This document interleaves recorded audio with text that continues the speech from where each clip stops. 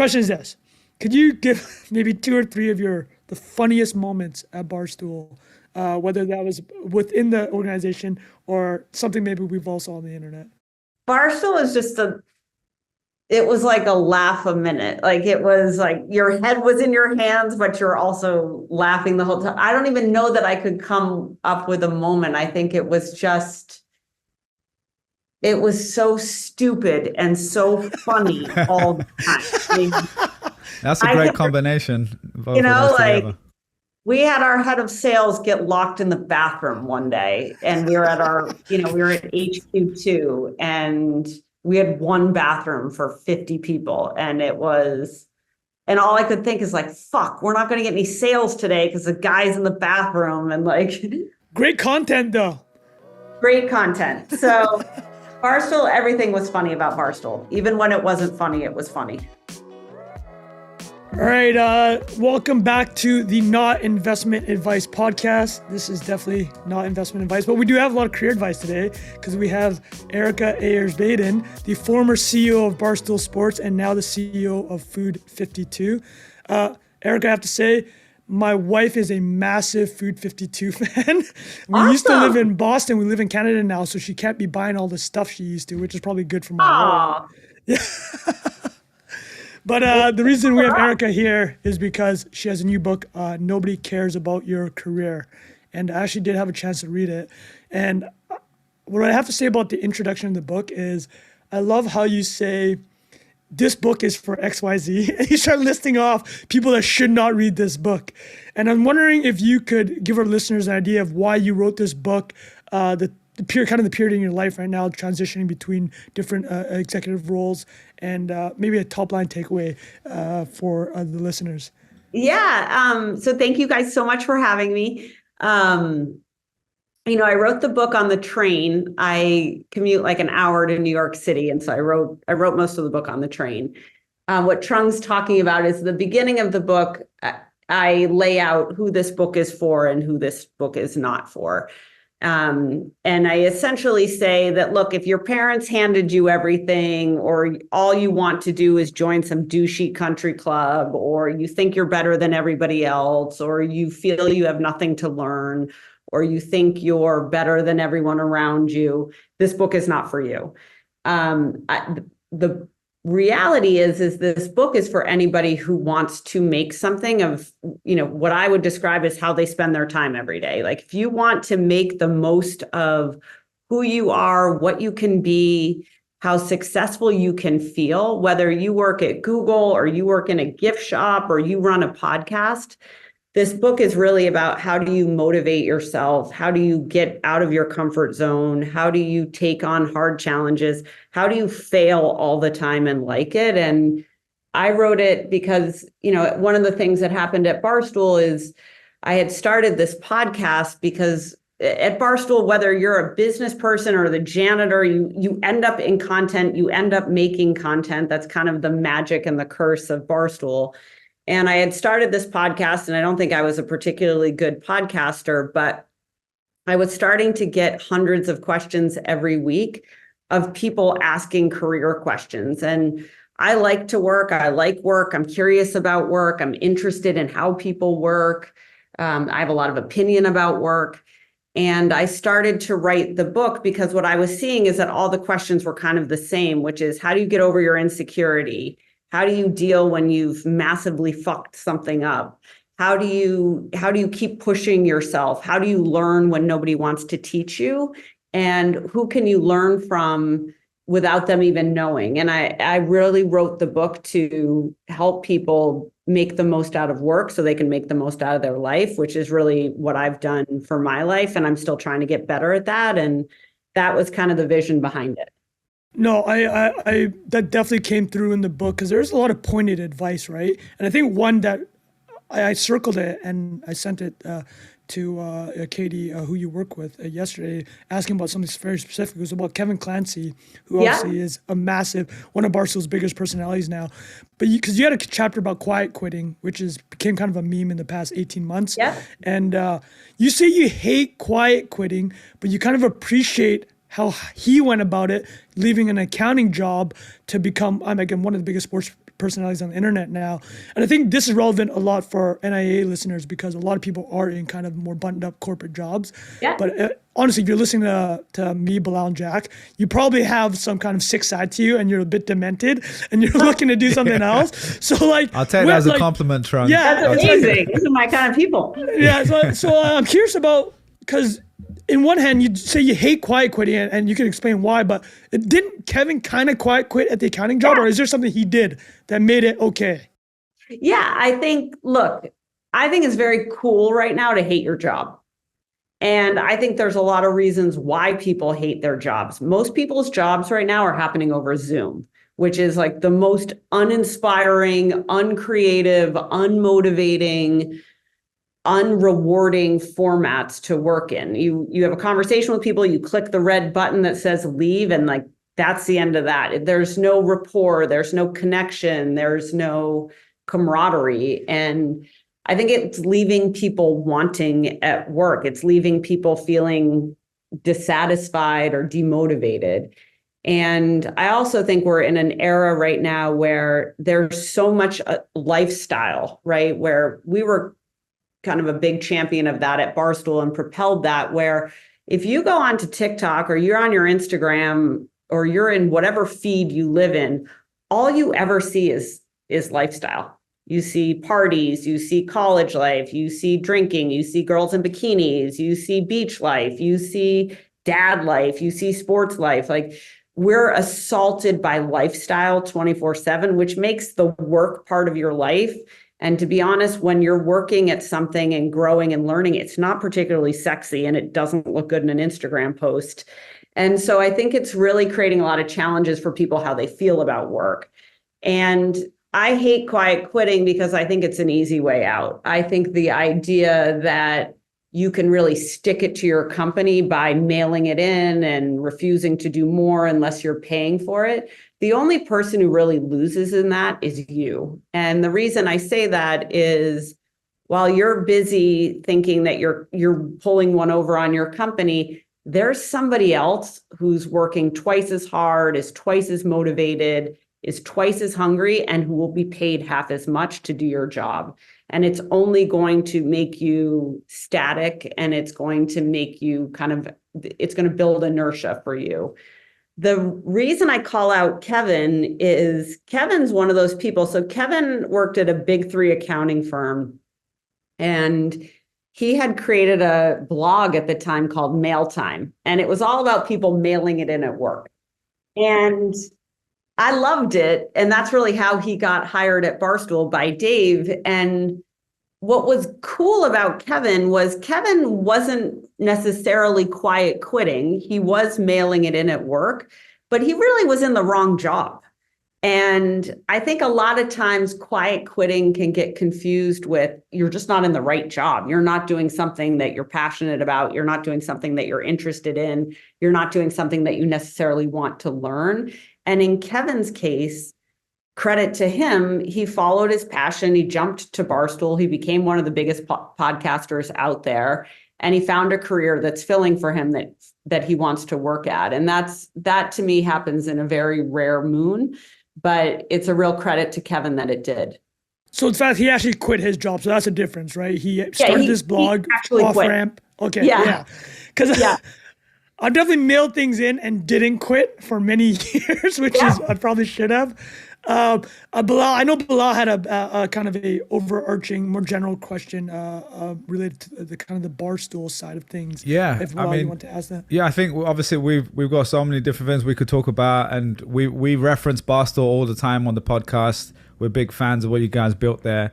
But in our world, in the business category, people often talk about someone creating the Barstool for business. So as you probably know, a lot of business content is super dry, very, either MBA style or the lifestyle hustle stuff. But there aren't that many people doing like fun, funny business content. And that's kind of where we've tried to find an angle, is most people come in here, we say all vibes, no facts. It's like, come here for the fun. You might learn something. You might also make a mistake because we said the wrong thing, but that's kind of inherent in the whole tone of the pod, right? So I'm curious to understand how you guys thought about that, because I know you were trying to expand that category, it seems like, with Barstool as well. And is anyone out there doing it well? Or just your general thoughts on that. It's so funny. There's a lot of people, especially in the investment world and the VC world of, I'm going to create the Barstool of this. And I think people like to say that. As you all know, it's hard to create a Barstool, and nobody's created a Barstool. And there's a reason for that. I love what you're all about, which is, you're not afraid to share your opinion. You're not afraid to mix it up. You're ready to be 24/7, which are all three tenets of Barstool. I think a lot of times people say that they want to be Barstool, but the reality is being Barstool is a grind. And I think it's very underestimated how much work goes into that. If you look at the early days, way before I joined Barstool, Dave worked 24/7. If something happened on Saturday afternoon or Sunday night or Monday morning, like, he had to get on the blog, he had to write about it. Like, the only way he built a followership was that he was constant. And a lot of times I think people want to have the cachet of Barstool without going through the work of Barstool. I think the other issue right now, which it's happening in every industry, is that it's impossible to be a breakout star. There's so much fragmentation. So if you look at the music industry, like, when's the last time an unnamed, no-name artist came out of nowhere to be on the top of the Billboard charts? Like, it's just not happening anymore. Same with the movie industry, same on the internet, obviously. And so I think what you're seeing is that even for Barstool in 2010, it was easier to have a bigger presence and a bigger voice because there was less competition. Dave would describe it, in the early days, that he could sit on a story for a month and nobody else would grab it. And now you sit on a story for 5 minutes and 10 other people, 100 other people have already nabbed it. So I think there's a lot of challenges to being a Barstool of, I think, and there's a lot of different facets of it. You guys have it, which is you're not afraid to call things like they are. You're ready to be funny. You're in it for a laugh. You're in on the joke. There's also the work ethic piece of it. And then there's also, baiting controversy and baiting headlines and being good with a lot of hate. And then also being relentlessly, ruthlessly constant. Is there a part about the business industry in particular which would make those aspects that you pointed out difficult? Like, if you're ruthless, none of the execs will ever talk to you. Because I know Barstool has attention to the sports world, right? Like, as an example, the part of my take, the largest sports podcast in the world, Big Cat has gone after Kevin Durant in the past, right? And he's just like, why don't you come on my podcast? And Kevin Durant's just like, there's just no way, right? Yeah. Is that attention for the business world that would make that type of personality you're constantly making fun of things, you're kind of taking things with a great, you have this perception of it. Business people are normal, so they don't like this. You know what I mean? Like, they don't. It's true. Like, normal people don't like to be called out. I was thinking about the other day, like, in the early days of Call Her Daddy, the Call Her Daddy girls waged this war against Blade because Blade wouldn't give them free rides to the Hamptons or whatever they wanted. And I remember they went ballistic, and their followers, like the Daddy Gang, attacked Blade to the point That's where Blade hilarious. had to shut down the socials. And the Blade execs, I can remember my phone blowing up all weekend long. Like, I can remember it happening, and they're just screaming at me about make it stop, make it stop, make it stop. Like, they didn't like the fray. Business people don't like to be in the mud. And if you think about the infrastructure, especially in your category, those people don't like to look bad. Those people don't like to be second guessed. They've got PR people, they've got infrastructure, like, they want it to look a certain way. Investing and money is also difficult because you're talking about people's money. Like, if you're talking about whether you're betting on the Rangers are not RIP, like who cares? Like it's not as significant as somebody's retirement savings. So there's a lot of challenges, I think, in the business space, but it also creates a lot of opportunity.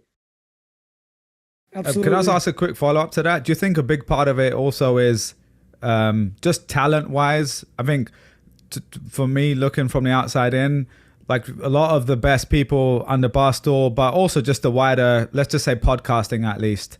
YouTube is kind of its own world. Just a lot of the stuff that rises to the top is genuinely funny or genuinely entertaining. Like even Call It Daddy, like they were talking about topics that other people weren't at the time, but they were also entertaining, right? And even obviously the big drama that happened with Dave when they left or whatever was its own entertainment saga. And in my opinion, a lot of the business category, if you're like a really smart person, you might not be like really entertaining either. And sometimes vice versa, not always, but is that a big part of it too? Yeah, I think it's the alchemy, right? Dave is exceptional at this. Frank Fleming, arguably one of the biggest personalities at Barstool right now, it was hired by Dave because Dave saw him on local television having an absolute nutty at New Jersey Transit, like an absolute full-on meltdown. And I think that's part of it, which is Barstool is able, one, we built a really great machine, but two, there's just the alchemy of finding weirdos who come from, unexpected places, and the machine turns those people into great personalities. And I think it takes the mishmash of people. When you look at traditional media, most people there are picked by a producer who's managed by a director that has a production assistant and a studio and then 40 camera guys, blah, blah, blah. And that type of environment does not lend itself to off the cuff, off color, call it like it is, disruptive humor. And at Barstool, what we really capitalized on was a playground of weird, creative people without a lot of safeguards and with a lot of support. Absolutely. Jack, I know you have some thoughts on I was just going to, basically, you just answered the question. They let you get a word. I asked it. Sometimes. I was gonna say, like, this approach of like unfiltered, or you're kind of approaching it from the complete opposite direction as an established media entity, right? And to use maybe a stretch of a analogy, it's like you're finding this stuff that is just completely undervalued by the market at large. Like the guy is incredibly entertaining on whatever segment of local news that people don't even know that they would want to watch 8 hours of that guy talk. Yeah. But somebody who runs an entertainment business, that isn't like, it didn't grow up maybe in the like formal version of that world. Yeah. It's like such an obvious thing. And media, almost by definition, prior to like a behemoth like Barstool, did just approach it the opposite way. It's like, this is what we can say. We have to get this person who has this. We're going to be able to predict how they respond to this event, or we'll just literally give them a script. Yeah. Right. I think that maybe is I can't think of that many other media entities at scale that don't run off scripts, but Barstool doesn't run off scripts, I'm assuming. Yeah. That very good if they do.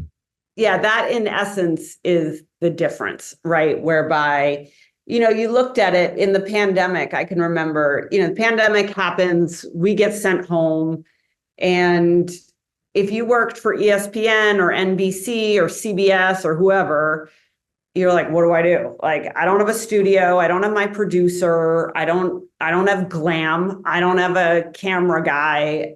They were silent. The shows just didn't happen.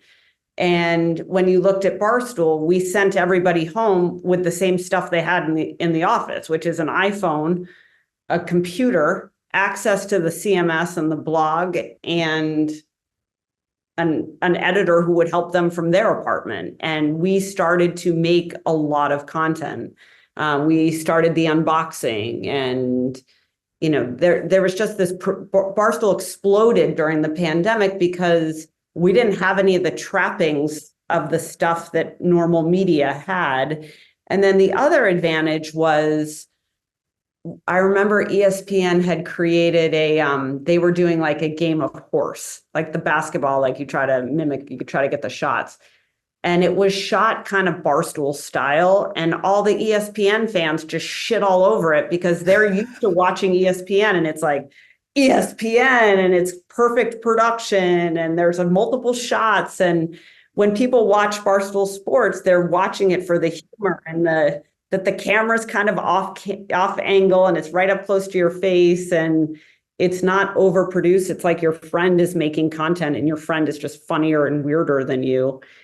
You saw the permission of this brand and you saw the resistance to other brands changing. And you all are the perfect example of this, which is the internet changed everything. Like it ate the middleman, and media is me talking, you talking, Twitter, like it's everywhere and it's constant. And I think that's what's so cool. I distinctly remember Dave during the pandemic. I mean, it was one thing after another. Incredible. All the boxes sent to his house would create hours of incredible content. The Davey Day Trader was some of the funniest shit I've ever seen in my life. He had this Scrabble bag and would just take out random letters and would buy stocks. But Erika, what I want to ask you about COVID, because I think this is also, again, relevant for our audience, because we get a lot of people that listen to us and they're interested in making content.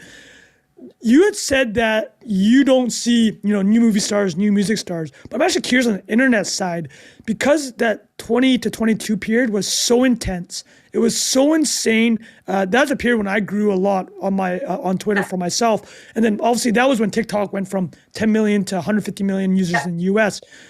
Is that period gone? As in, how far are we now in growing your brand on the internet? Because it seems like every social network's tapped out. Everybody's trying to become TikTok. Yeah. So where do you see somebody today? What would they do? COVID, it was just a massive accelerant for so many. If you were opportunistic and you were taking advantage of what was going up, COVID was an incredible accelerant. I think what's happened, if you look at the retail business, COVID created a huge depression afterwards because there was such a boom and you're buying fitness equipment for your home, you're buying plates, you're buying all this kind of stuff. And then you're like, I have all this stuff and I have to go back to work, so I don't need it. The same is true in influence, I think. I think that it's, one is there is more pressure on people's time than there was during COVID because everyone was home, you weren't able to go out. You had a lot of downtime and your social outlet was the internet, to be honest. And now you can go out, you can travel, you have to go back to work, all this kind of stuff. So something will happen which will create new golden ages in content and new golden ages for influencers. I don't know what that's going to be. What I do know is that to be an influencer is a fuck ton of work. And it's a grind, and it can look really sexy and it can seem very cool until you have haters, all over your mentions and you have to get up and make the video the next morning. Like it's a little bit time to make the donuts. And I think there's some fatigue in that. So if somebody were to come to you and said, hey, I have X skill, let's just keep it in the business range. Yeah. How would you advise them to move forward with that, knowing where the platforms are at now? Or is it kind of just like, I think it's so funny. I found another guy. That sounds random. Found a guy on Twitter, but I found this guy on Twitter who was, he talks a lot about e-commerce and the financial aspects of e-commerce. And he's like you, Trung, where he's building a following. He has interesting stuff to say. He's not a journalist. He's like a software engineer. He's building a financial service, a financial software business. But I was like, look, the marketing of your new company is going to be built on your back, and it's going to be built of your own propulsion, and it's going to be distributed through your presence. And what a gift. How awesome is that? I was like, how many leads have you gotten from your Twitter? And he's like, I've gotten 800 leads. and I have 10,000 followers. And I was like, that's a pretty awesome conversion rate. So I think it will all be about micro, for now anyways, I think it will be about micro influence. I think if anyone is under the illusion that they will become Dave Portnoy or Alex Cooper or Paul Bissonnette or, that's a hard road. But I do think, and you see it, Trung, like if you keep at it and you have something to say and you grow a community, your community may be small, but it can be really mighty. And that's an interesting business. Jack's one of the, I'd say, internet-wise, exactly how you played it out. I'd say even a bit more than the micro side, but I don't know, Jack, if you had thoughts on that, as like how you kind of built your various communities around your projects. Yes, with I guess the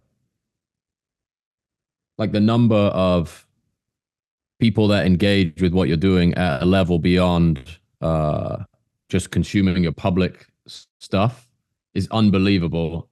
Like coming from the traditional advertising world, you would think the number of impressions you have to generate to get one person to pay attention more deeply than just consuming something is just next level. And I benefited for sure from that 2020, 2021 like hyper inflationary internet attention, where the thing that I think, there's all retroactive justification of it, but I was just trying to document how I was changing what I was doing for work to basically deal with what was happening in the world at that time. So I was shooting car commercials before COVID, and I was like, I have to basically transition this business to be 100% digital.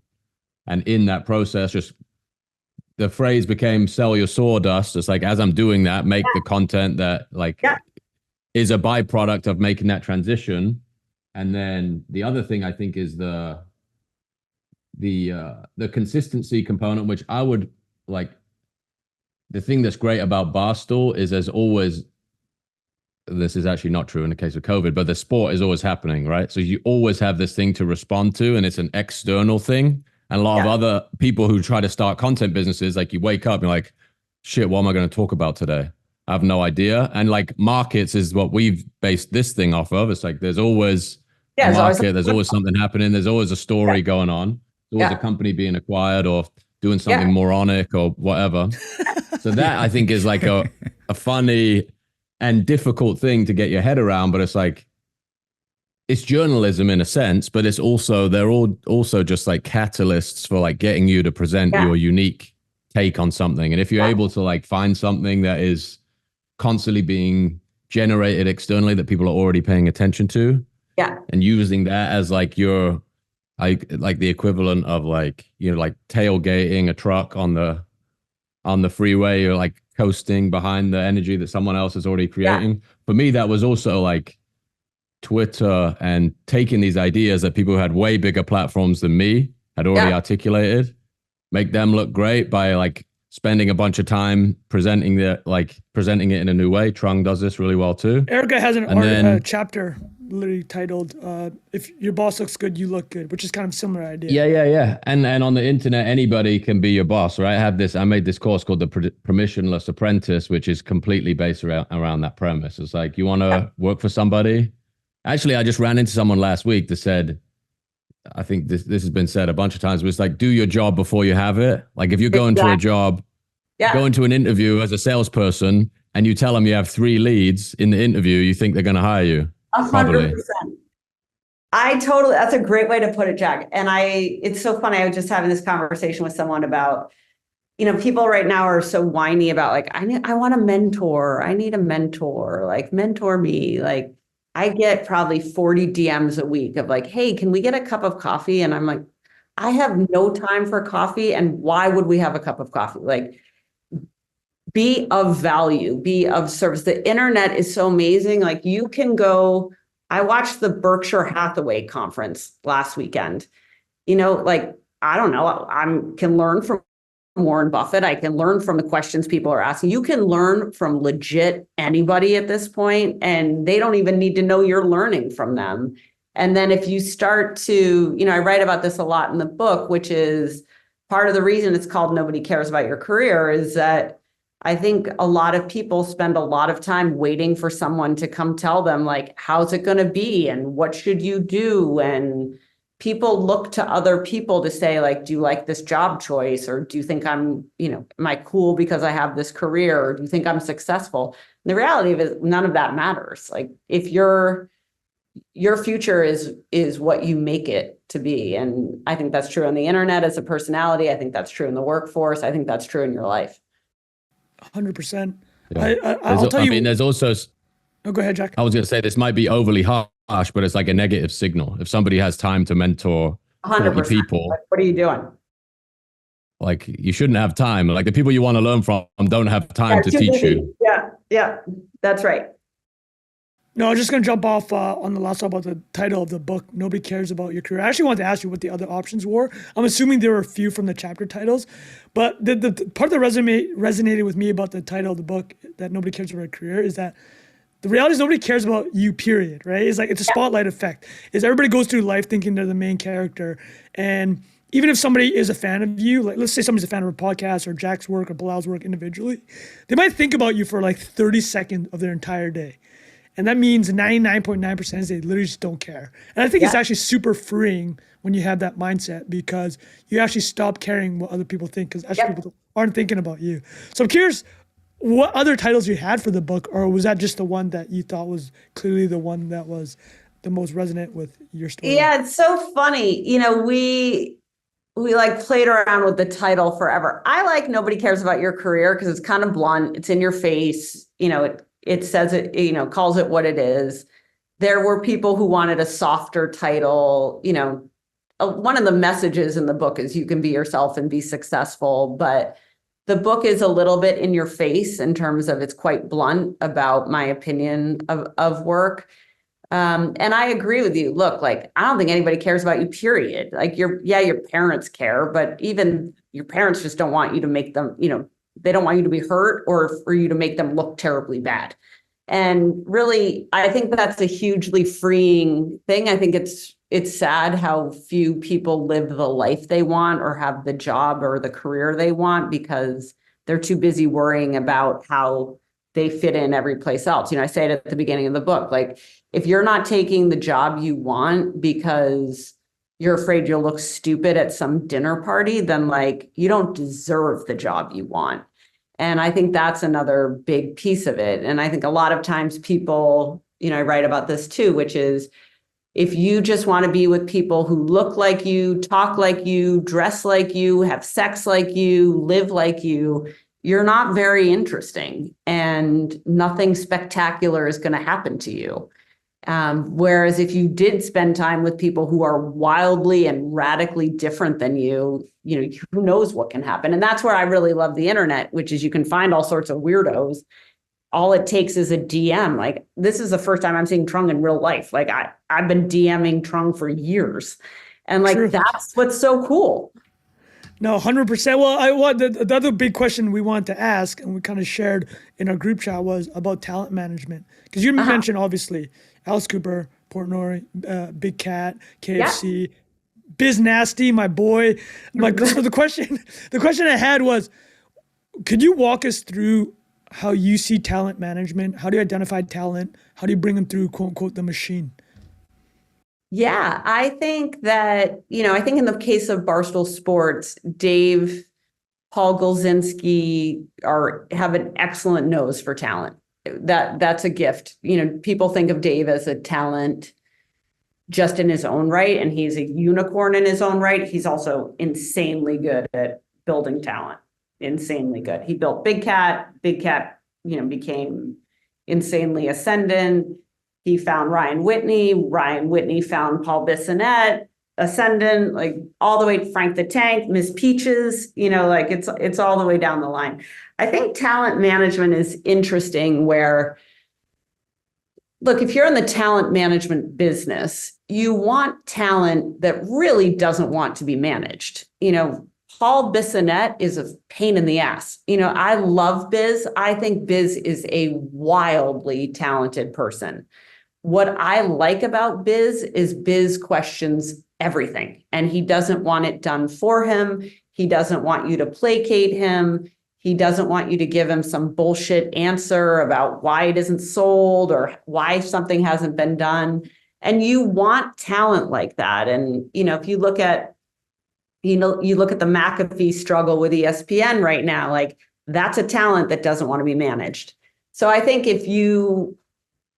good talent is difficult talent. And there is something to that will and the drive, and also being maniacal about what your point of view is and wanting very, very few people to touch it. I think you want talent like that. I think a lot of the mainstream media companies would prefer talent that's more placatable. They prefer talent that's more passive. They prefer talent that can be controlled. Talent that can be controlled will never, in my opinion, be wildly successful because they don't have the work ethic. They're not going to challenge the status quo. And mostly they can't handle the pressure. Being a great talent comes with a lot of pressure. You have to make something, to your point earlier, sports is a gift. The stock market is a gift. News headlines are a gift. But by most accounts, talent and personalities have to make something out of nothing every day. And that's a lot of work. So, I think you want the most difficult talent is how I think about it. And then you need to earn their trust, and you need to offer value, and you need to pave a road for them to run on versus running. They don't want you to hold their hand. They just want you to pave it, and then they can follow. And that's really how I've always approached it. So Barstool has this. Sorry, go ahead, Jack. I was just going to ask really quickly, Erika, on that specifically. Is there an example you can think of where it didn't really go to plan, where, you guys have, we talked about all the really good examples. Alice Cooper, even though she's now, got sold, but it sounds like it still was a good deal. You guys made a lot of money from that as a company, I'm sure too. So just, I'm sure there's so much that comes in the door that you're like, we see this spark that, but then once they come into the machine, like it maybe just doesn't work. And how do you deal with that too? Because getting rid of people is part of that in a normal business, but with talent, it's even more volatile. Yeah, that's a great question. I think that's actually the hardest piece of it, which is because one of the hard things about talent is you just never know when somebody's going to break. And you never know, it's instant. It's like a light. It switches on one day, and someone may be dead for 6 months, and then it's like all of a sudden they arrive. So I think that piece is very difficult. I think at Barstool, a lot of what happened was people would just spend all their time looking at what everybody else was doing. I think when you find talent that's like has their mouth open looking at someone else, that's a bad sign, because you're not making something, then you're just oogling at what other people are making. And that's a challenge because, look, for every 10 people you bring in, maybe one is a hit, And I think you got to think about it a little bit, how you think about investing in companies or how you think about picking stocks, which is you're going to pick some dogs, and you're just hoping in that portfolio that you have a really good person who can carry the rest. Yeah, makes sense. Sorry, Trung. No, I was actually going to say the Alice Cooper example too was amazing, because I remember when Alex signed with Spotify, Dave did a 30-minute bit. He talked through the entire deal. And what I found fascinating with that, and I think, Erika, you're at Barstool for 8-9 years. Did you not have an internal precept of the idea? We expect a lot of people to come in and end leaving, like a Pat McAfee, because they are so wildly talented. We will be the rocket fuel for them. But how do you ensure that you still have some upside on the other side? Because with Alice Cooper, I think you guys still did the merch for Call Her Daddy for a little bit. Is that part of it where you're basically getting some equity in helping them blow up? Yeah, I think if you look at Barstool, and Barstool's obviously changing, and I'm not there, so it's I can speak to my time at it, but the way Dave always talked about it and the way we always managed it was it's a sports team, and you bring in a rookie and you see how Mac Jones is going to be as the quarterback. And if Mac Jones has a killer season, you rip up his contract, you make a new one, and you try to punt out the end time of that contract to be further out. And we did that a lot. We did that with Call Her Daddy. We did that with Pat McAfee. We've done that with a lot of talent within Barstool. But you also recognize that at some point, Alex Cooper is going to get offered $80 million from Spotify, and those economics just don't work for you. And you're happy to see someone go play in a different league. And, I think you have to know that going into it, and you have to make sure the value proposition while someone there is very favorable, right? So in the case of Barstool, we could pay people a little bit, but what we paid them in was the gasoline of growing their brand and growing their persona. And that ultimately was way more valuable than any amount of money they made or any amount of equity they had. It was in growing, because we essentially were gasoline to grow their future business. And, in some cases it's a walk away. And in some cases, like Alex, it was, hey, we'll take on the merch for another year. It's kind of situational how you think about having value after the term. No, that makes a lot of sense.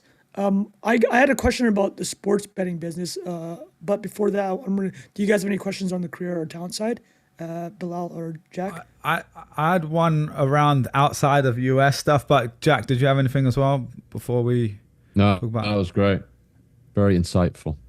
All right, Trung, I might as well just ask that now because it is related versus the betting stuff. Just really quickly, I know you'd signed, I think this is why you were there, a guy called Troops. Yeah. Who, was the Arsenal fan TV superstar. So a lot of people listen to this actually aren't in the US as well. So I thought it'd be good to talk about an example from outside of US sports. How did you guys think about expanding into those categories? And I think he was quite an interesting example because I didn't see anyone else doing that, like signing someone like him, bringing him to the States, investing in him, someone like that. And I know you worked with WWE as well.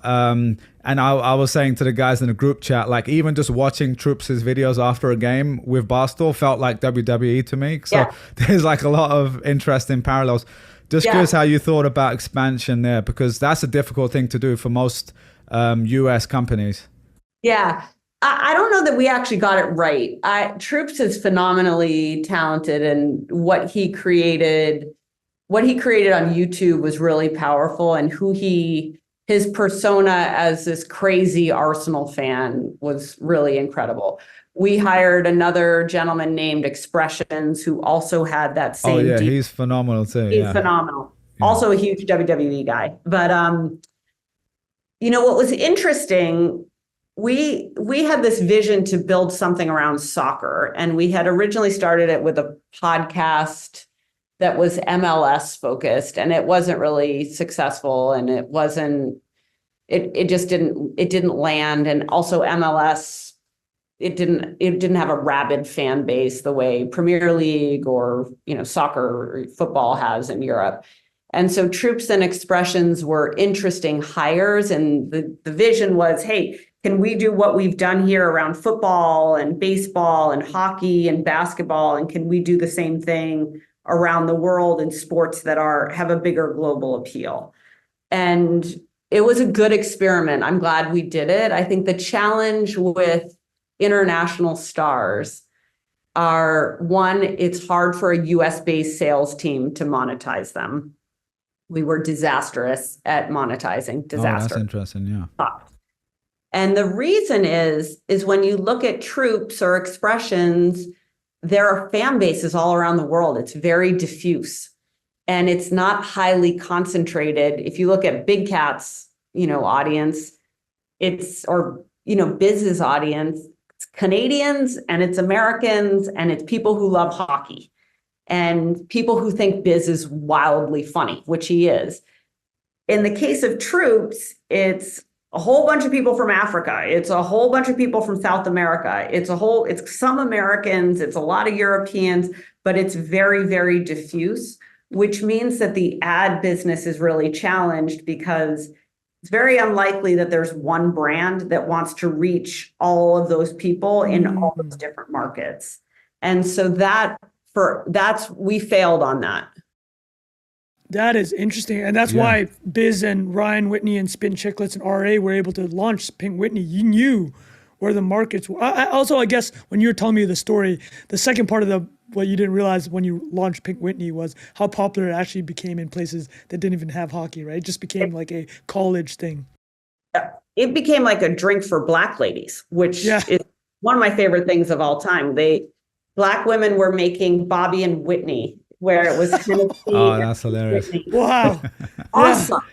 Like, I loved that. If you can like imagine like a bunch of like fancy Black ladies buying a pink bottle with hockey sticks on flavored I always vodka. felt like we should like repackage it, but that's what's cool about consumer brands is it takes you to places that you just never, ever, ever intended to be. And then you got to figure out what you do once you're there. Absolutely. And so that's on the commerce side, and more on the sports betting side, which obviously Penn really became a Penn / Barstool, that partnership. I guess it was $500+ million over 3 years, and then sold back to Dave for $1, which I know there's a lot of contingencies, and we joked about it all the time. It's like this is the greatest business deal in the history of mankind, and I know that nobody knows about. That nobody knows about, right? Yeah. But so like the part I wanted to ask specifically about sports betting, because I remember I saw you in an interview, I think it was NY Post. You said that you kind of, one reason you went to Food 52 is like, if you obviously want to be in sports betting, you wouldn't want to leave. Food 52 is a much different demographic, a challenge, and you reached a point in your career where I think you specifically said it's nice having new challenges. But on the sports betting side is something we've talked about here in the last 2-3 months, and I'm sure you've seen it all, still following closely, was the Shohei Ohtani situation. A lot of NBA athletes. I guess one Michael Porter Jr.'s brother got banned for life for prop betting himself. Is there a tension where, because sports betting, DraftKings, FanDuel, ESPN Bet are now such an important revenue sources for these leagues because cable bundles going down, that is there a world where the incentives warp, where the fans are no longer fans of the sport, their fans of number go up, or the fans, or becomes too in real life where you're actually impacting people's financials because there are problematic gamblers too. It's like, I'm curious about your thoughts on that in the long term, because it looks like the betting has to make up for this cable money, and if the leagues are going all in on it, how will that change the sport, or do you think it's very manageable? Yeah, I think I think the sports betting business is interesting. When we brokered the Penn acquisition, when the Penn acquisition happened, it was just as the pandemic was starting, and sports betting looked like the golden future, right? It's going to be 50 states and it's going to roll out no problem. And the TAM is limitless. And imagine the Californians and the Texans. And what proved to be true was that the rollout was, far more fractured, I think, than anybody thought, the state by state green lighting of sports betting. The second piece is the patchwork quilt of sports betting is very difficult. The regulations in Massachusetts are different than Rhode Island, which is different than Connecticut, which is different from Toronto, so it's really difficult. It takes a lot of money, and it takes a lot of infrastructure, and it takes a lot of specificity to run a sports betting business. And then the third piece is that when you factor in the state taxes, and you factor in the money that the operator has to sink into promotions, it's not a great business. And so I think the sheen is a little bit off sports betting. I think sports betting is obviously here to stay. I think companies like Barstool are creating generations of bettors, right? When you look at the UK, speaking of the UK, your grandfather bet, your uncle bet, your dad bet, you would stop at the kiosk, you put a bet in, like it's just cultural. And in the US, that didn't exist. And I think that's really what Barstool did so well and continues to do so well, is that it's going to create generations of bettors. But as it relates to the leagues and the players and the teams, I think betting is here to stay, and they're going to need to figure out how they keep the game clean despite the pressure of betting. I don't know that, sports is the most valuable asset, if not the only valuable asset on television right now. So I still think we have a long runway where the sports rights are going to be the biggest driver of economics for the teams and for the leagues.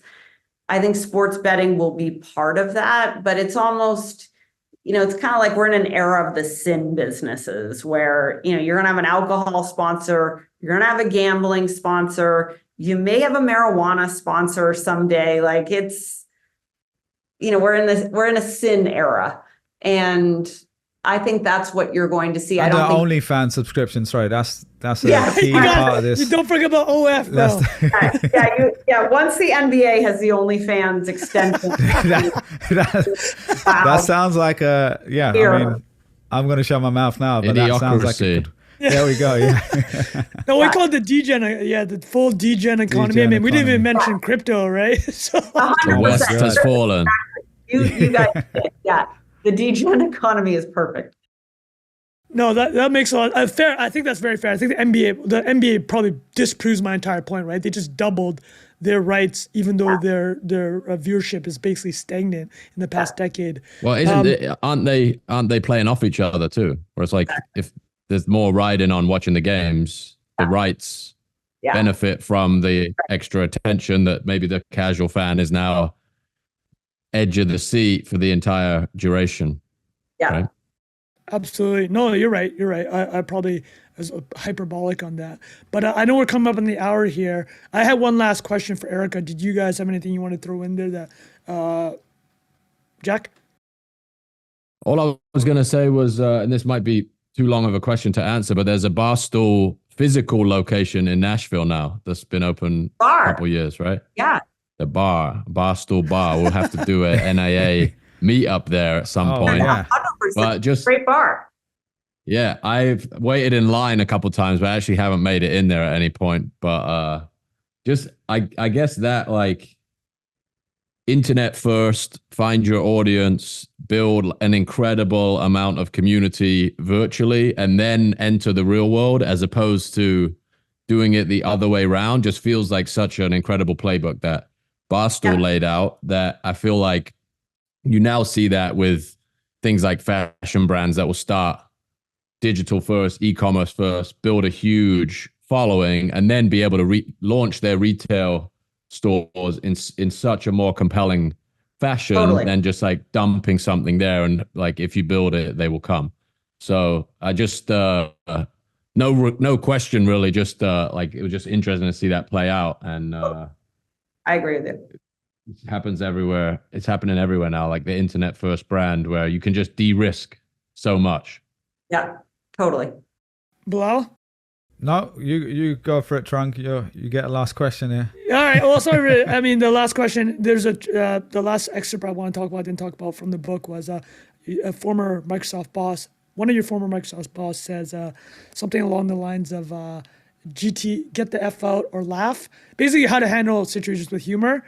Yeah. And I love that because I mean, obviously, humor first, super important. And people need to read about Ernest Shackleton, the trip to Antarctica. He's like the most important factor I'm looking for in somebody is like they got to be able to laugh. But so the question is this: could you give maybe 2 or 3 of the funniest moments at Barstool, whether that was within the organization or something maybe we've all saw on the internet? Barstool is just it was like a laugh a minute. Like it was like your head was in your hands, but you're also laughing the whole time. I don't even know that I could come up with a moment. I think it was so stupid and so funny all the time. I mean, that's a great combination. We had our head of sales get locked in the bathroom one day, and we were at we were at HQ2, and we had one bathroom for 50 people, and all I could think is like, fuck, we're not going to get any sales today because the guy's in the bathroom. And like, great content though. Great content. So Barstool, everything was funny about Barstool. Even when it wasn't funny, it was funny. Oh, that's a perfect place to leave it, and totally agreed. Thank you so much, Erika. Listeners will have link to the book in the links section. I'm not doing the links, but whoever, our super producer Rafa will do that. But thank you so much, Erika. Thank you guys so much. It was great to see you. Thank you. Absolutely. Likewise. Thanks for Have a great coming rest of your on. week. Okay, bye. Have a good one. Cheers.